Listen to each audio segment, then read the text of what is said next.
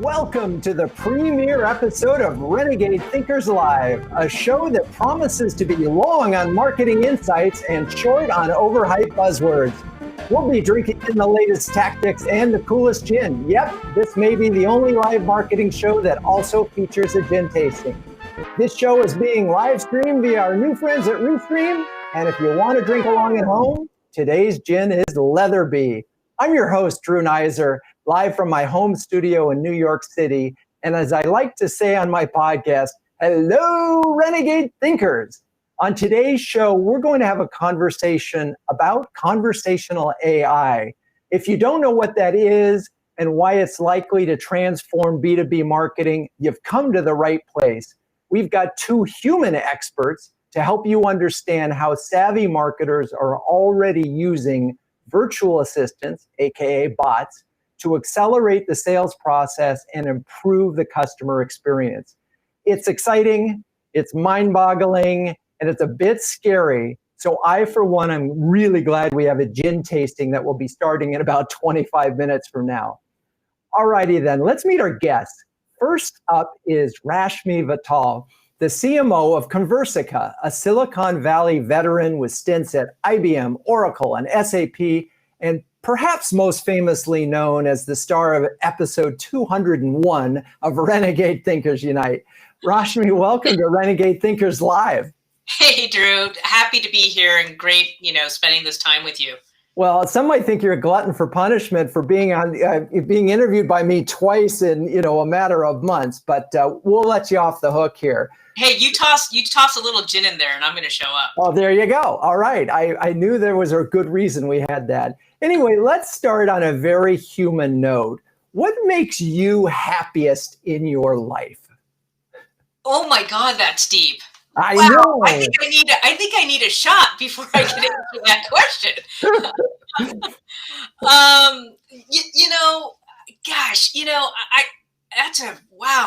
That's a toughie. Okay, you got me on the hook. Okay, real quick. What makes me happiest in my life? I mean, I think it's just feeling like I'm being the best version of myself and helping others be that as well.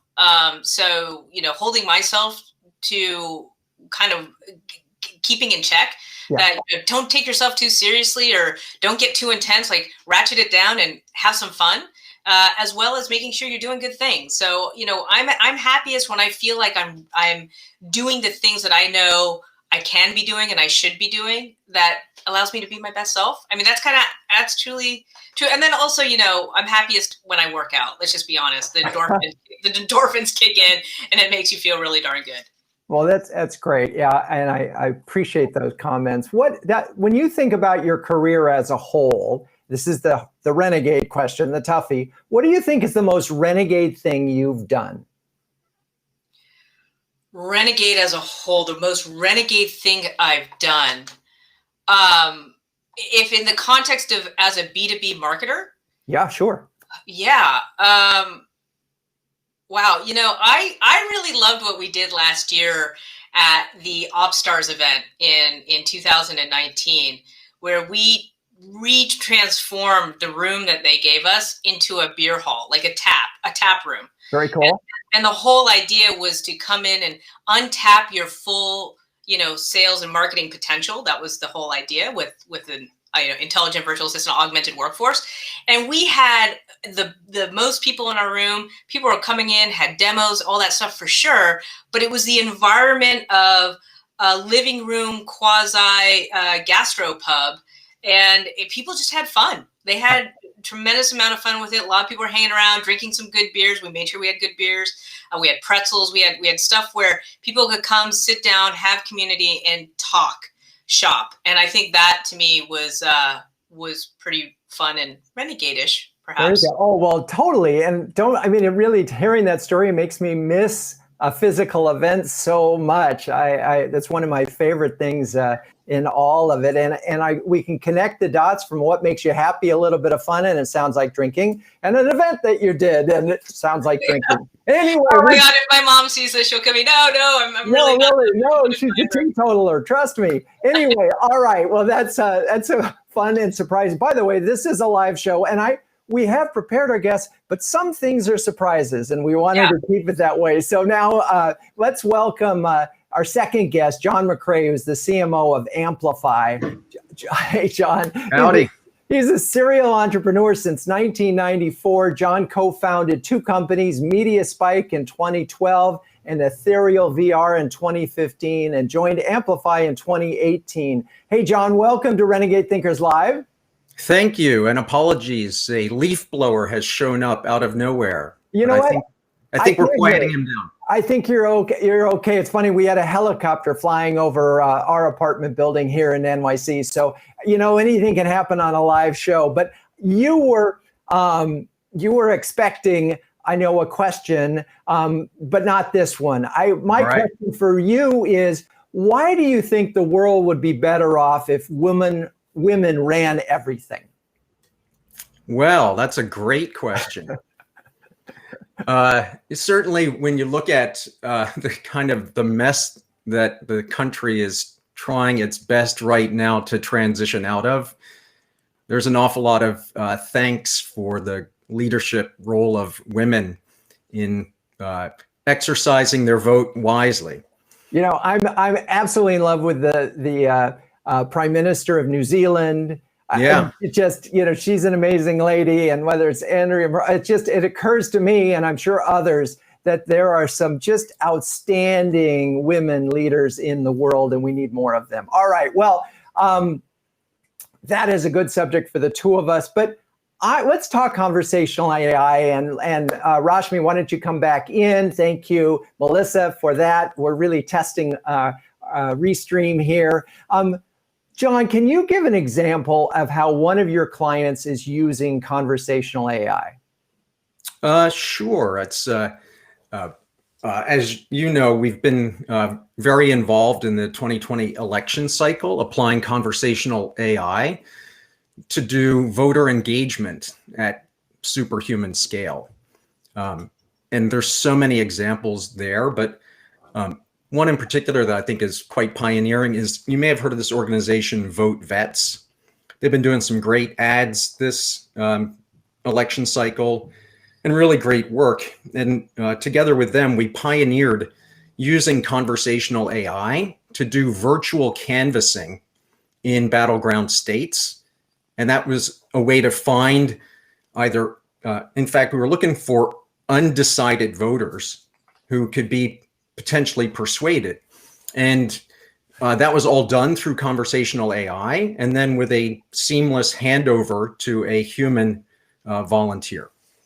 I realized one thing right away, which was that I should have asked both of you, and I meant to ask both of you, can you give a definition of what conversational AI is in 10 words or less? Rashmi, why don't you give it a shot? So conversational AI is a series of technology components that allow a program to actually engage in a natural language conversation with a person. And it's part of an overall solution, but it is a key component to do that natural language engagement. Okay. And John, how about a description of what that is, 10 words or less? Sure. I think of it's the Turing test in the narrow. So purpose-oriented conversation that might be hard to tell whether it's a human or software. Oh, interesting. Okay. And speaking of artificial intelligence, I'm just going to ask, hey, Google, what is conversational AI? On the website bold360.com, they say, conversational AI is the technology that makes that possible. It allows artificial intelligence technologies like chatbots to interact with people in a human-like way. By bridging the gap between human and computer language, it makes communication between the two easy and natural. Okay, thanks, Google. So a few more than 10 words or less, but it's sort of fun to use a conversation with a bot, if you will, to talk about that. So Rashmi, give us an example of how one of your clients is using conversational AI. Yeah, so our clients are a little different. So we really sell into, enterprise, mid-market, even SMB markets, but more in that B2B space. So around technology, telecom, manufacturing, financial services, et cetera. And so let's just pick a telecom company. CenturyLink uses our sales AI assistant to contact 90,000 prospects every quarter. And through this, that it's contacting prospects very similar to what you would expect a sales development or business development rep do.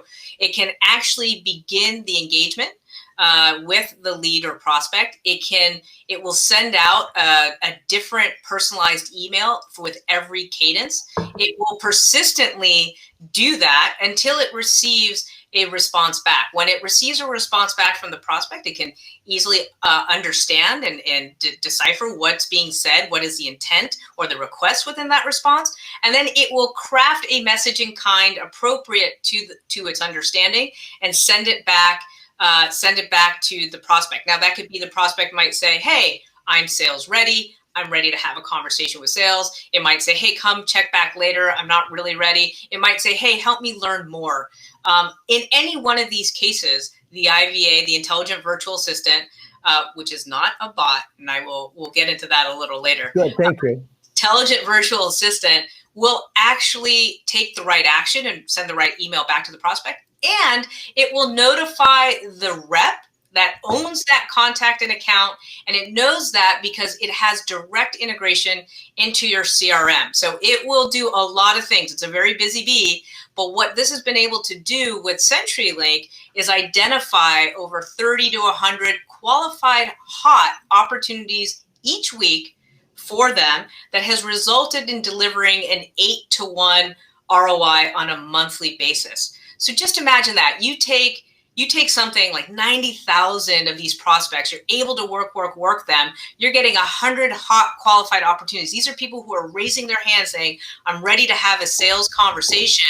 And that is resulting in over 800% of on ROI based on what they spent on us. It is just a tremendous, just kind of force multiplier for a lot of organizations that we're seeing, especially when you're just, especially when you're trying to solve that common problem that marketing and sales have, which is sales always wants what? Better quality leads, right?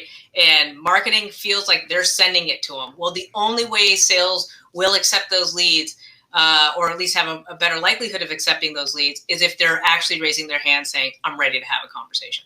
Right. And so there's a little bit of begging going on between marketing and sales. I'm begging you to make this an SQL. Okay. So my question on this is, first of all, it's fascinating, but there are things I don't quite know if I got all the steps in there. At any point in time in this virtual engagement, does the prospect know that they're dealing with a virtual? So here, 9 out of 10 of our when we talk to our customers, right? They say 9 out of 10 times their customers have no idea that the person that they were engaging with was not human. In fact, it's so human-like and so polite and professional in the way that it's interacting that oftentimes they'll even say, gosh, I loved Ashley. Can she join our call? Is she going to join us here today? So that just tells you that they don't know that they're interacting. Now, what we advise clients, it's up to you. If you want to state in there, and let's say whether it's, if you can name your IVA anything you want. If you've named it, Roger, if you've named it, Candace, doesn't matter. But at the end of the day, it's one of those things where you could say this is a sales assistant, this is a business development assistant. You could put something in there that lets them know that it's not a real person. But oftentimes they don't look at that detail. They just go, wow, this is a very natural, polite interaction. I'm enjoying this experience. And is this interaction going from it's email primarily, or is it email and text as well, SMS as well as all of the above? Yeah, so we support 3 channels. We support website chat. So if you have website visitors coming onto your website, and oftentimes they're just trying to in especially in a B2B marketing world, you're just trying to connect them a lot to information that they're seeking, right? So whether that's I want to find the product page, or I want to find these resources, or maybe they were ready to contact you or schedule a demo and you can easily get that scheduled, or maybe they need to talk to a rep or ask a question and get a quick answer back. So we support website chat, but the key thing about that, and what's really cool, is that it's not just a chatbot. We really believe that the intelligent virtual assistant itself speaks on chat, email, and SMS, so that you can deliver that continuity of conversation across the channels for that, for that contact, that prospective buyer, or even customer, right? So yes, it can also then be somebody of, let's say, you came in through an inbound marketing lead, like, right, content syndication, webinar programs, whatever. As that's flowing through the system, those leads can wind up in a campaign, let's say in a CRM campaign, and then that will trigger the IVA to begin the outreach, much like an SDR would, begin that inbound outreach via email. And then it can engage in that email back and forth. The cool thing too is that depending where you are in that engagement, if you wanted to actually, for your buyer's journey, if you said it made sense for that email engagement to then switch into an SMS text, then that's another option that can happen. We use the email to drive the opt-in, so everything is privacy compliant on mobile, and then we can continue the conversation on SMS text. So the IVA can actually speak across chat, email, and SMS, and can do so driving that continuity of message based on where the buyer is in the journey. Okay, so John, what do you make of that relative to what you all do? Actually, I was so fascinating to hear, because it's very similar to how we think of it, although we're on the B to C side. So, and we use the phrase branded virtual assistant because often our client is a brand and we're helping them engage with consumer prospects and customers at much higher scale. But that notion that the conversation is stateful, right? And that it's omni-channel. It's just that in B2C, in addition to web chat and SMS, it's everything from Facebook and Instagram and Messenger and WhatsApp, but also all the way over to conversational ad units.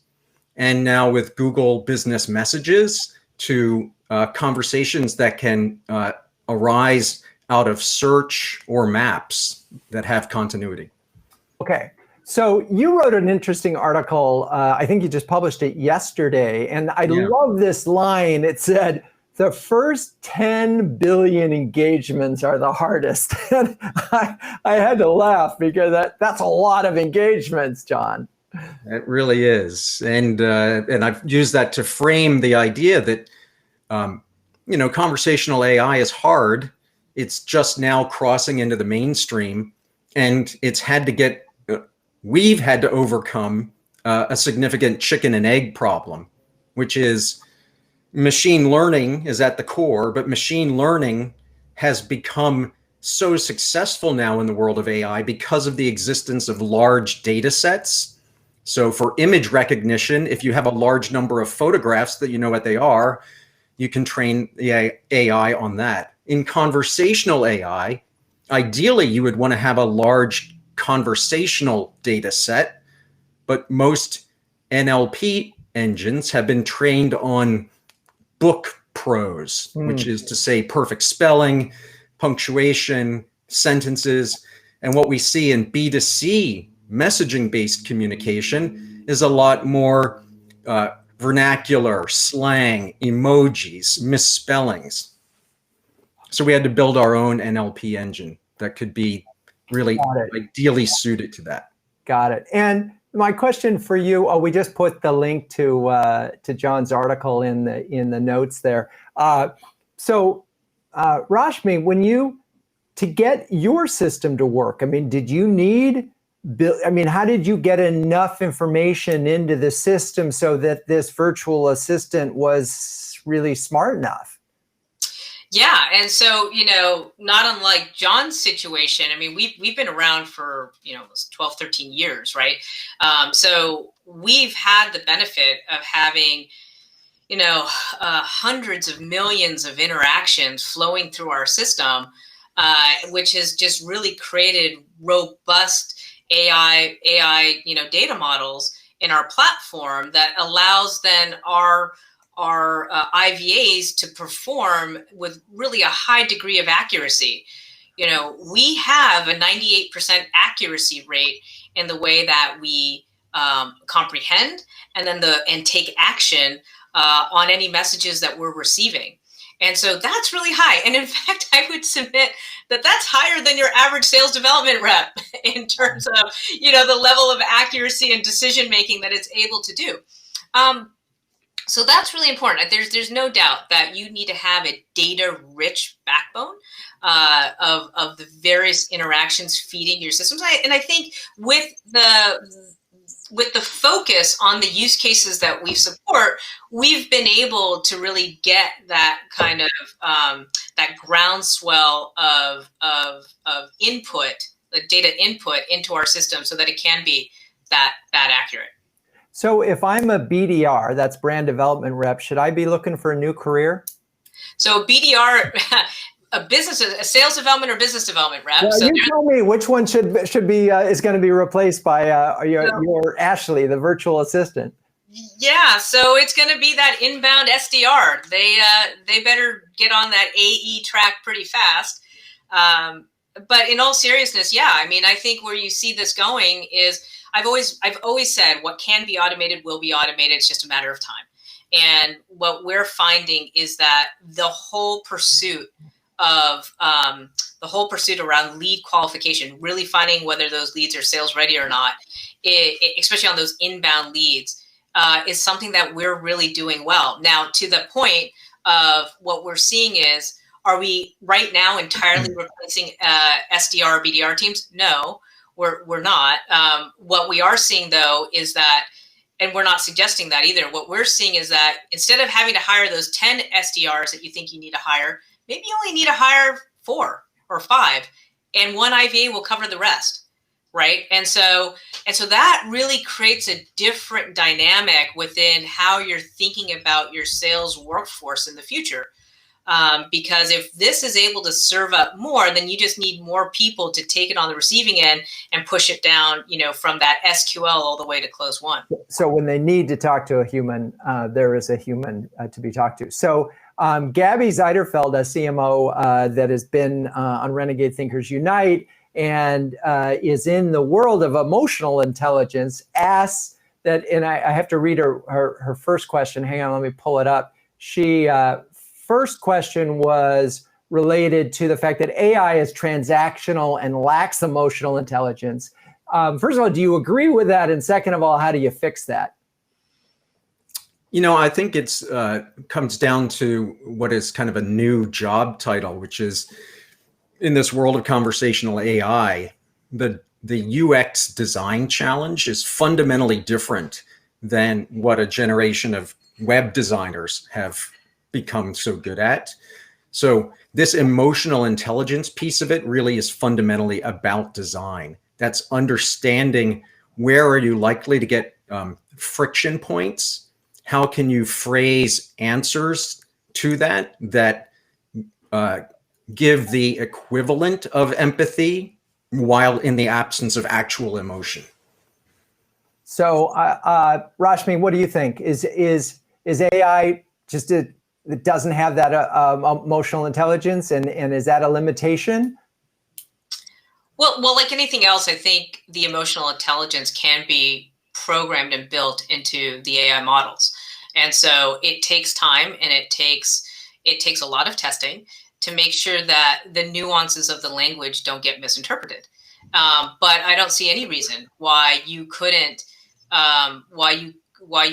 build that, as long as it's appropriate to the use cases and the personas that you're supporting, right? In terms of who's on the receiving end of this. But I think it is important, and I think you will see that evolve over time. If I would add, is that not only do you need to see that, but you also need to think about empathy comes with memory, right? And just the experience one has had with that person. I mean, there's empathy in real time, like when you hear something for the first time, even if it's from a stranger, how do you react to it? But there's also this notion that I submit that IVAs are going to really help along the entire customer revenue lifecycle, not just in one part of it, so from website visitor to prospective buyer to customer to advocate, right? There are different instances where an IVA is going to be used. And the key is, can that IVA remember and have memory and context about what that journey was between the customer and the vendor that they're interacting with? And if they can they apply that to deliver on that, continue to deliver on that human-like personalized experience? And my answer to that is yes. It's just going to take time to build out, but I think it's totally doable. So I would add, if I may, one thought please. here, which is, when we took on the political market opportunity, we knew that we were going into the very deepest end of the pool with respect to conversational AI. Right now in America, political discourse is so polarized, it's broken. Humans are having trouble talking to each other in an empathetic way. And we've found at scale millions of voters. For example, our clients have all been Democratic, but we've run into voters across the spectrum, and we've had in-depth conversations with hundreds of thousands of Trump supporters. And many times they come in quite angry, and we have found ways to de-escalate, to get them to engage, and to feel like finally someone's listening to me. Wow. I have to get a clarification from Rashmi. IVA, the I know stands for what? Intelligent. Intelligent virtual assistant. Okay, intelligent. Got it. All right. Some of this is kind of mind-boggling. It also, I'm imagining this scenario. So I happen to have a very public footprint, and I've seen applications, I think it's XIQ, which has the ability to just look at someone's social profile and then create a persona for someone to sell against. And I'm imagining that your system could also, in either case, suck in all of the social data that is out there, and therefore be so much smarter and potentially empathetic to this individual. How much of this process is gathering some of that external data, and at what point do we cross the line from sort of helpful to creepy? So, well, look, I think in any situation, you need to follow the data privacy and compliance regulations that are out there, right? And when it comes to, so I'll take this from kind of my perspective. When it comes to what is the profile of the customer, right? And there's different ways to build a customer profile. And especially there are kind of unidentified, unknown ways, right? Like if you think about cookie IDs and what it captures and behavioral data, et cetera. And then you think about deterministic data, which is the customer has voluntarily provided information, right? They have opted in. If you take that opted in data and you can use that to create a profile to drive the personalization, that's great. When you start getting, and that's internally managed and maintained data. When you go outside of the four walls, you're going outside and you're probably connecting through an API. And most of the APIs you're connecting into, what the data you're getting access to has in and of itself privacy, constraints or restrictions, et cetera. So you're working in good faith with the vendor on the other side, the partner vendor that you're dealing with, but the information that you're acquiring is indeed information that person, like the customer profile, has allowed you to receive, right? And so you are then using that as building out further your profile. But I think, look, as we continue to kind of expand the boundaries on this, and or test, I'd say, the boundaries on this. Yeah, I think over time there's got to be additional, not additional. We're going to continue to evolve the data privacy, rules and regulations to make sure that not too many things are falling through the cracks that might feel too creepy. Okay, John, you have anything to add on the on this issue of privacy and Yeah, bot I'd say usage? we definitely aren't doing that kind of scraping of the public information. What we do find is that having a conversation with someone through a messaging channel, there's a intimacy to it and a willingness people have to share. And what we think works well all along the customer journey is the more that the person shares, the more that we can personalize the experience for them in a way that's adding value. In e-commerce scenarios, where we're often integrated with the store itself, like through a Shopify integration, in that way we can also get buyer history. So essentially welcoming someone back, knowing who they are, knowing what they like, what they care about, kind of like a concierge. So I don't know about you guys, but I'm thinking it might be time for a little gin break. My mind is so blown by some of these things that you were talking about. So Melissa, if you wouldn't mind playing our little video, I'll go get my setup and we'll come back in 1 minute to talk about Letherbee gin. Nice.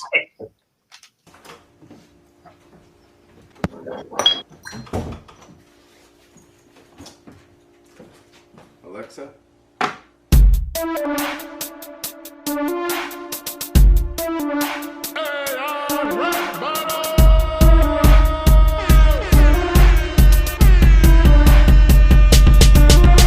Hi Siri, about time we meet. I came here to Control Alt Delete. Can your old ass hear me? How loud should I speak? I'm in my prime, you're beyond your peak. I'm slender, sleeker, younger with a lot more speakers. You're outnumbered in features, a voice scripted crypt keeper. Did somebody just hear an echo? You a bit obsessed to let go. Take your sad ass back to Seattle, cause you ain't gonna win this battle. You sound clingy as hell and a little unstable. I don't give a damn what you bring to the table. I have traffic reports, witty retorts. I can give you the score of your favorite sports. I have Google on tap, Sam handy like that. And my user agreement is privacy packed. Before you were born, I was picking up slack. Yes, somebody ought to recall your broadcast. Young Padawan, go back to beta. Be rated on CNET and I'm your Veda. Time for an upgrade, see you later. You're a knockoff, a hack and a $2 hater. All right. Thank you for that. Okay, so do we have our gin? We do. Okay, let's go full throttle. So I have a very cold glass. If you're joining me at home and you want to do this next time, we'll be back in 2 weeks. It always helps to have a very cold glass. Oh yeah, so this is Letherbee. It's not a gin I had ever heard of before, but they were kind enough to send us a bottle. And so let's give this a little taste, because there's nothing like that. And let's see if we can identify any of the 11 botanicals.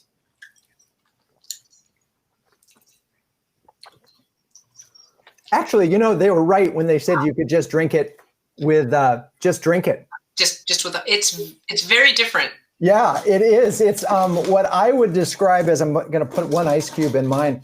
I would describe this as herbaceous, which means the herbs are very forward. I'm not very good at tasting like the coriander or the cardamom, but any of you getting those notes?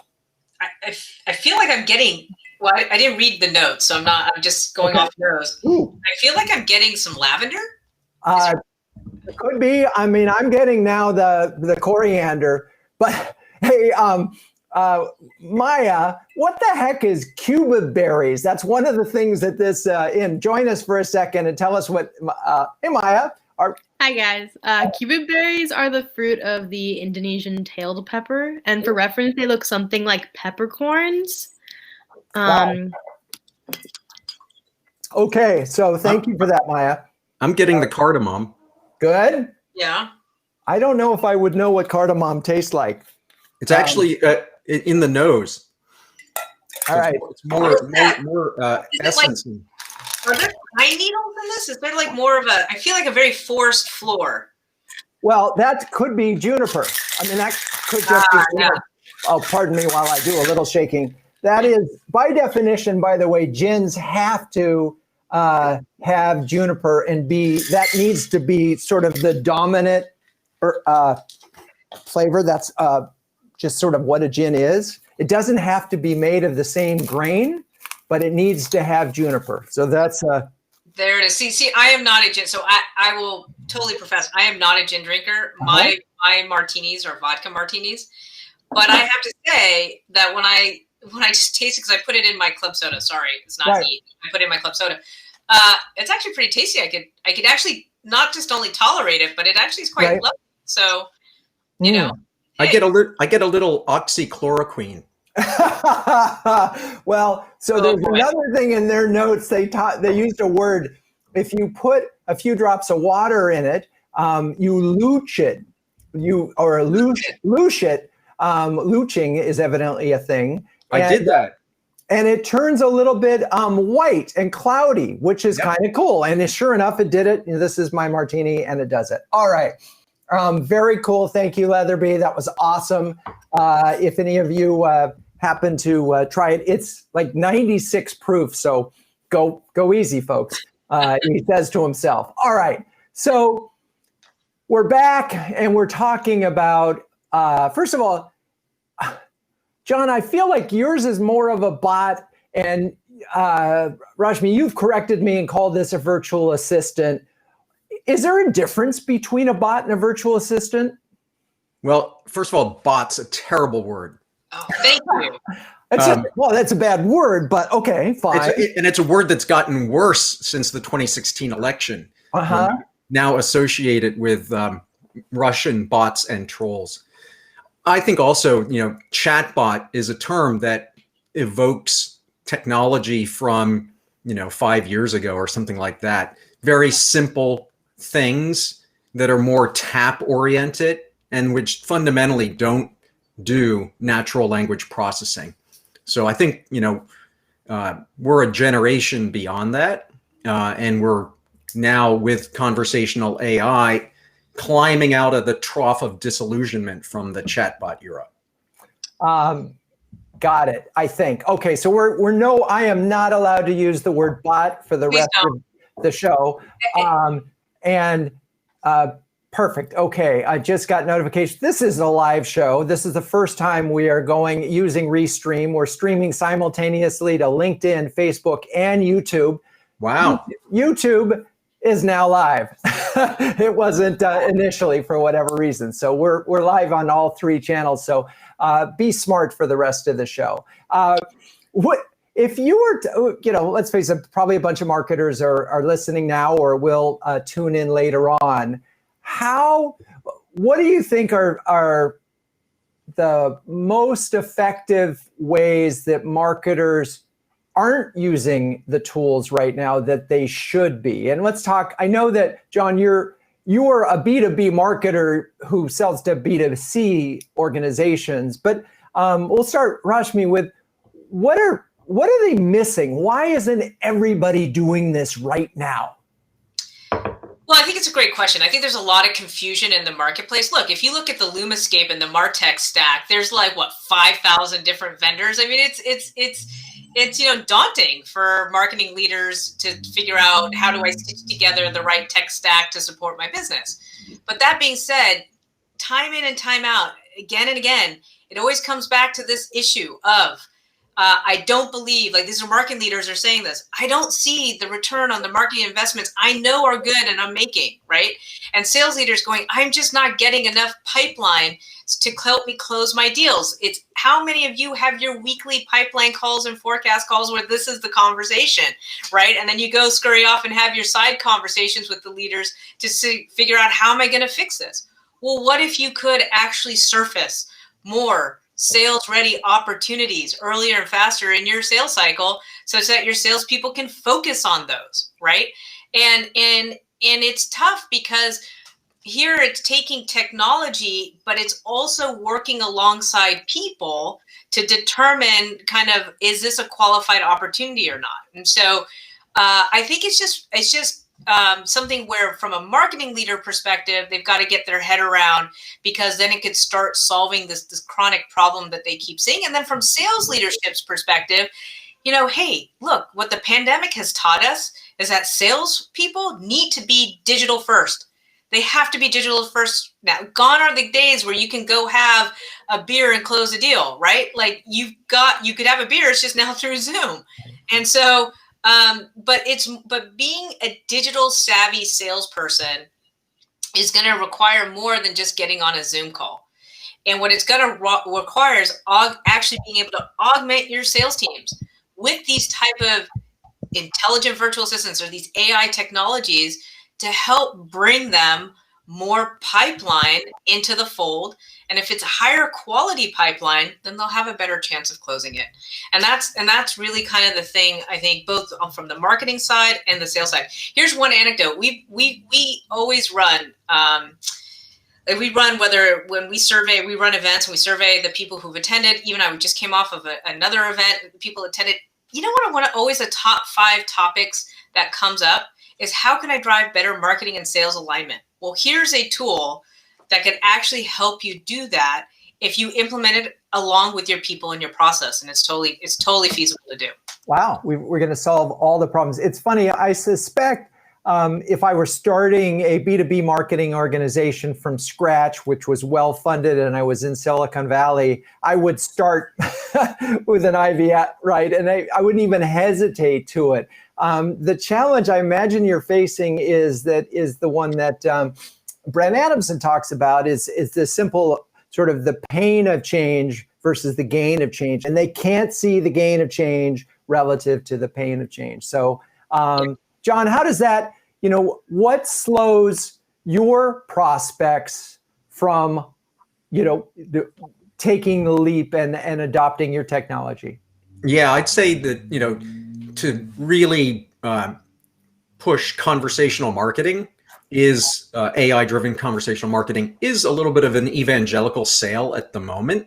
What we found, though, is there's a crawl, walk, run, which is any consumer brand that has any level of engagement has a really interesting pain point where a small human team is trying to keep up with an ever-growing volume of engagement, say, on Facebook and Instagram. And in the time of the pandemic, there's been this hockey stick growth in e-commerce and in social engagement. And so the volume has gone up. And some of that volume is positive stuff, some of it's negative. And if your human team can't jump on it right away, there's a possibility for emotional contagion in the negative. And so being able to, even without doing conversational engagement, using natural language processing to identify places where the humans ought to do hiding of a comment, liking of a comment, public reply to a comment, doing those as suggestions for the human team. And then once we prove that the AI is capable, doing that in an automated way, 24/7. So it's it's a super easy sell. Interesting. And what I'm hearing, and we had this conversation recently with another CMO, is this notion of augmented intelligence, and is just, it really makes a lot of sense to me when you start that way. Where you ended, John, was replacing the human, but part of this is augmented, where we're really helping you. And that's where a lot of robotics is going as well. It's not the robot doing the work, it's the robot helping the human do the work, which is right. And often it's like a small human team that's paid 9 to 5 in one time zone. So they start their day out trying to dig out of a deep hole, right, that could have been handled in an automated way overnight, or they could start with a report that says all that stuff, you only need to focus on this 10% of it instead of wading through all 100% of it. Got it. Okay. Well, so Gabby, who's been true to her name, I guess you could say, has another question for us. She's going to just kill me when I see her next. Do you have any experience applying your conversational AI in healthcare for assisting, and I love this question, assisting in detecting depression or suicide prevention? What other applications do you see being enabled beyond marketing, that's sort of for social betterment? The specific question, I haven't seen that, but it's I think a fruitful area for folks to pursue. One of the deployments I'm most proud of is during the pandemic, the Indian government asked us to deploy an omni-channel system to help them battle COVID-19, misinformation, and to help better inform the public. And one example of that is through Google Business Messages, people searching for the nearby food or shelter, of which there are like almost 12,000 of them around the country. You could search, get the result, and instead of call, it had message. And so that folks could tap in, find out what are the hours of operation, does this place have food or not, do they still have food, does the shelter have availability? So being able to really help with that kind of civic engagement at a millions of people superhuman scale is really rewarding. There's a little irony here to me in that we're using these robotic smart computer things that are not bots to synthesize and go through and try to help people when we know that they were responsible for misinformation. It's sort of ironic that we'll use the same tool to help provide real information that once provided misinformation. Makes total sense to me. Okay, this is the moment in the show where I say, let's ask Ben Franklin. And it's a little bit of a random thing, but Ben happens to be my hero, and so I get to do it. Now, I could just randomly go to a page and pull up some wisdom. And what was one of the things that he said was, a good example is the best sermon. And certainly you both provided great examples. But the other quote that I wanted to share that sort of made me laugh, let's see, and which is great, and it speaks to where we started, Rashmi, is let thy discontents be secrets. Like, just keep them to yourself for the moment. Just sort of let it be a happy person. So anyway, thank you, Ben, for joining the show. By the way, one of the reasons why I love bringing him up is this was a guy who really believed in technology, and his one regret about dying, he had an incredible life, was that he wasn't going to get to see where all the inventions were going to end up. And when he saw the first hot air balloon launched in Paris, some observers said, well, what good is that? And Franklin rebutted, what good is a baby? He had the ability to see that these technologies could grow into something, and he didn't know where they were going, but they could be something amazing. So what's interesting to me with today's conversation is I suspect we're at the tip of the iceberg. We're just getting started with conversation AI. And it's really important that the people who are using it and applying it are trustworthy, and that they bring sort of data, that they bring integrity to this. At what point in time do you feel like this industry needs to be regulated? I know this is a hard question to ask, but we're in the middle of a, sort of interesting time. And can we trust the practitioners, whether they're marketers or companies like yours, to be, to not use these tools in nefarious ways? I don't know. It's sort of one of the criticisms that advertising has always felt. You're selling things to people that they don't want. It's a tough question to wrap your mind around, but Rashmi, help me out here. Well, so, I think part of that we're really trying to solve for now. Look, stronger in Europe and Canada and some other regions than here in the US. California obviously has taken a big step forward in driving better consumer data privacy laws. But, one of the things I'd say is that, as a marketer, if you're running your organization with integrity, you should not be doing outreach to customers who are not interested in hearing from you, right? In that sense.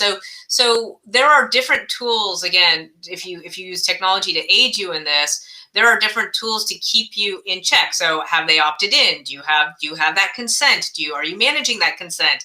If they've asked to unsubscribe, are you doing it in a proper way? If you're asked, if you have the right to be forgotten and you are being forgotten, are you truly being erased and removed? There are steps that need to be taken and that are already established today that we as operators within our company have to make sure that it's being done. And it isn't just on the marketing leader's shoulders. It's on the responsibility from the CEO across the board in the organization. So, I would say in terms of how can AI continue to grow, especially conversational AI, to grow that where it might be more manipulative is kind of maybe where you kind of were heading with that. Yeah. Yeah, I mean, I think you have to, you always have to do an ethics check in terms of, are you pushing the boundary for good? Are you pushing the boundary for good innovation? Or are you pushing the boundary for what can be interpreted as bad innovation?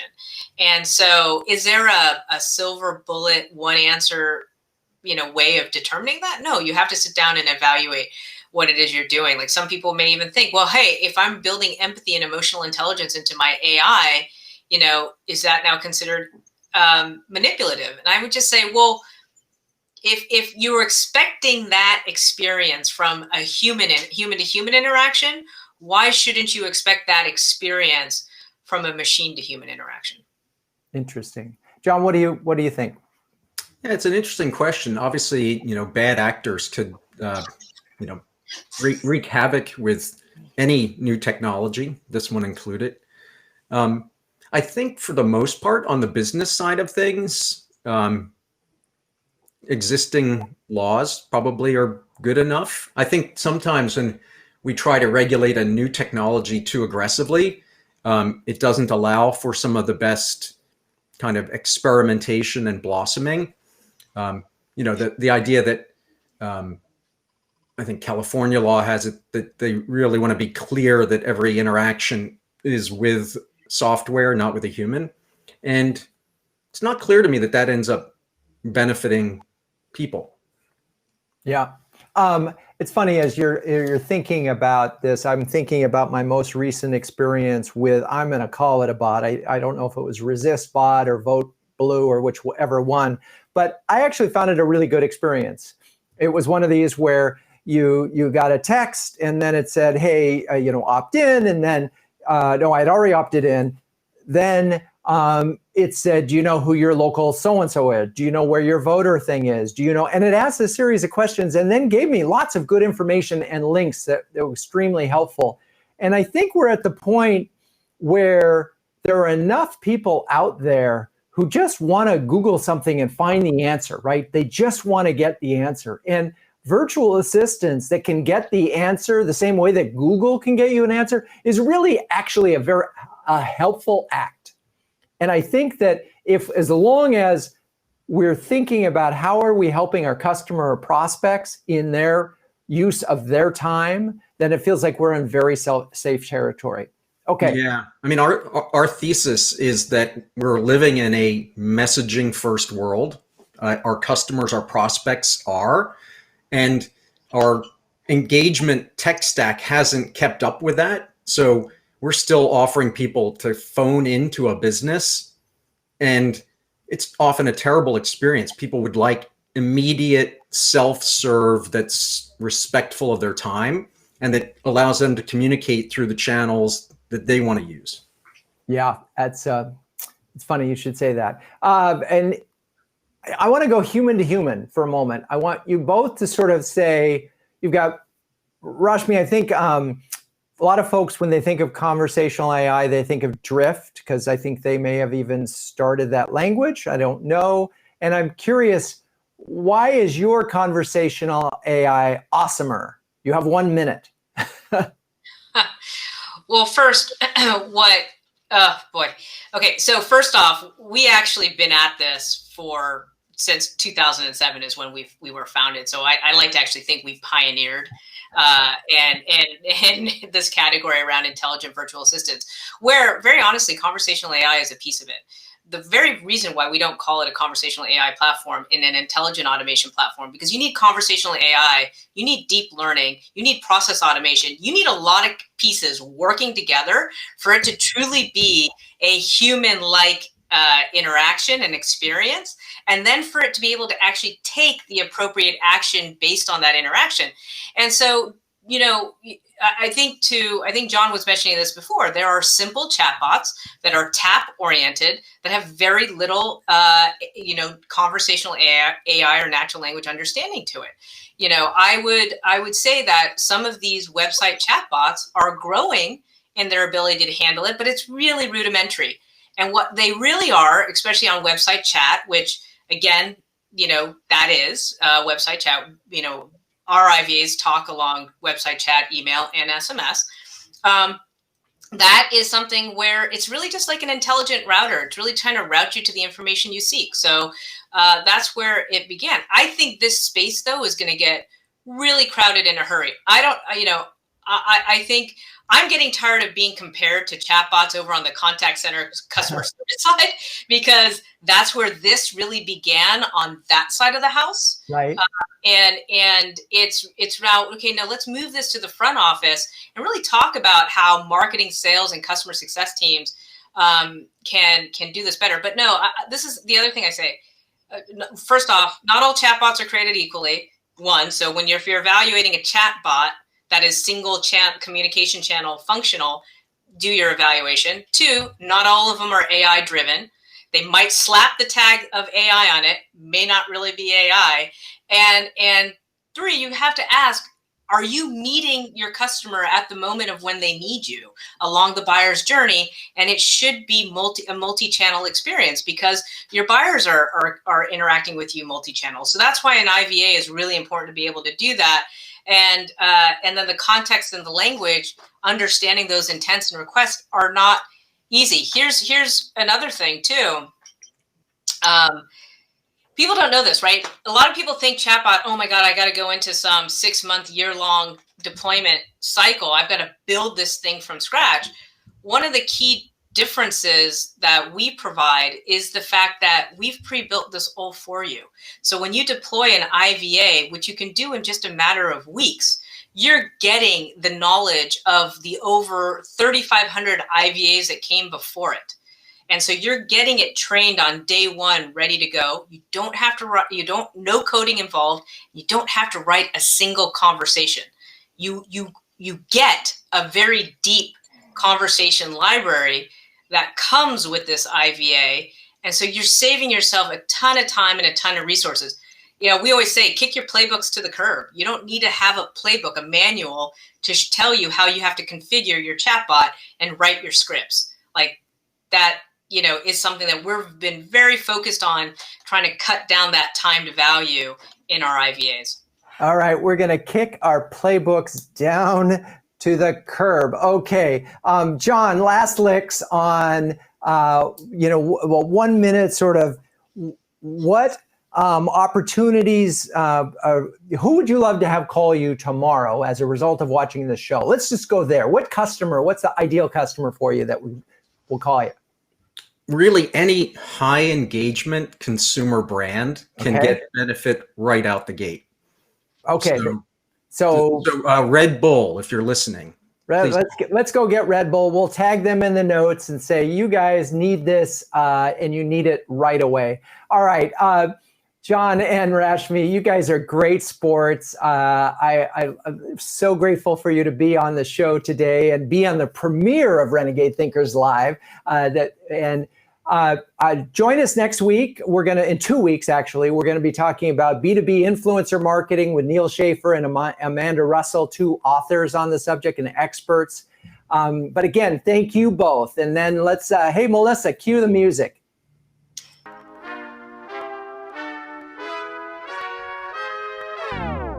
Renegade Thinkers Live is produced by Melissa Caffrey and Maya Todd. For show notes and past episodes, please visit renegade.com, home of quite possibly the savviest B2B marketing agency in New York City.